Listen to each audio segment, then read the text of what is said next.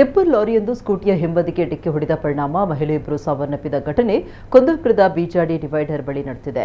ವಡಸೆ ನೀರುಕೊಟ್ಲು ನಿವಾಸಿ 55 ವರ್ಷದ ಶಾರದಾ ಮೃತಪಟ್ಟವರು ಶಾರದಾ ಕೋಟೀಶ್ವರ ಅಂಕದಕಟ್ಟೆಯಲ್ಲಿರುವ ತಮ್ಮ ತಂಗಿಯ ಮನೆಗೆ ಮಗನೊಂದಿಗೆ ತೆರಳುತ್ತಾ ಇದ್ರು ಅಂತ ತಿಳಿದು ಬಂದಿದೆ. ಈ ವೇಳೆ ಟಿಪ್ಪರ್ ಲಾರಿ ಡಿಕ್ಕಿಯಾಗಿದ್ದು ಮಹಿಳೆ ಸ್ಥಳದಲ್ಲೇ ಕೊನೆಯುಸಿರೆಳೆದಿದ್ದಾರೆ. ಸ್ಕೂಟಿ ಓಡಿಸ್ತಾ ಇದ್ದ ಮಗ ಅದೃಷ್ಟವಶಾತ್ ಯಾವುದೇ ಪ್ರಾಣಾಪಾಯವಿಲ್ಲದೆ ಪಾರಾಗಿದ್ದಾರೆ.